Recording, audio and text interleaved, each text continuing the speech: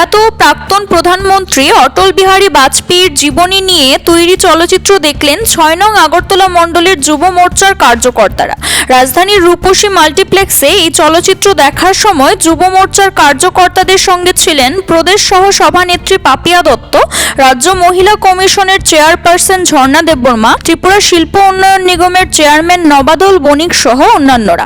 চলচ্চিত্রটি দেখে বেরিয়ে আসার সময় সহসভানেত্রী পাপিয়া দত্ত বলেন, রাজ্যের প্রতিটি নাগরিকের এই চলচ্চিত্রটি দেখা উচিত। ভালো দেখুন, আমাদের ভারতরত্ন, ভারতবর্ষের প্রাক্তন প্রধানমন্ত্রী প্রয়াত অটল বিহারী বাজপেয়ীজি জীবনের উপর একটি ছবি আজ আমরা দেখলাম। ওনার উজ্জ্বল যে কর্মময় জীবন, ওনার যেভাবে সম্পূর্ণ জীবন রাষ্ট্রের জন্য, রাষ্ট্রের কল্যাণের জন্য যেভাবে উনি সমর্পণ করে গেছে, আমি সবাইকে আহ্বান রাখবো এই ছবিটি দেখার জন্য অটল, এবং খুবই ভালো লাগবে। আরও অনেক বেশি আমরা ওনাকে জানবো, এই ভারতীয় রাজনীতির এই অজাত সত্যকে আরও বেশি ভালো করে আমার মনে হয় জানা প্রয়োজন।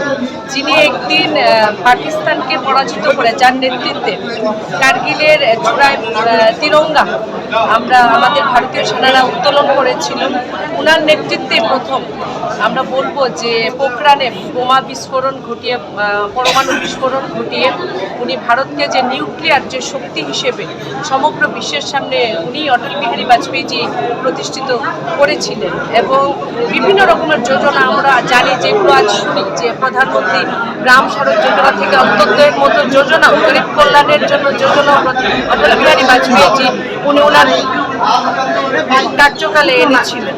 আজ খুবই ভালো লাগছে এবং এই ছবিটি আমি আহ্বান রাখবো সকলের কাছে, মেসেজ রাখবো যে অটল এসে দেখার জন্য। আমরা সকল যারা কার্যকর্তা আছি, আমার সঙ্গে টিআইডিসির সম্মানীয় চেয়ারম্যান নবাদল বণিক, মহিলা কমিশনের যিনি সম্মানীয় চেয়ারম্যান ঝর্ণাদি থেকে শুরু করে আমরা অনেকেই ছিলাম এখানে, পিকি প্রসাদ আছেন যুব মোর্চার যিনি সব অনেক কার্যকর্তার নেতৃত্ব আমরা রয়েছি।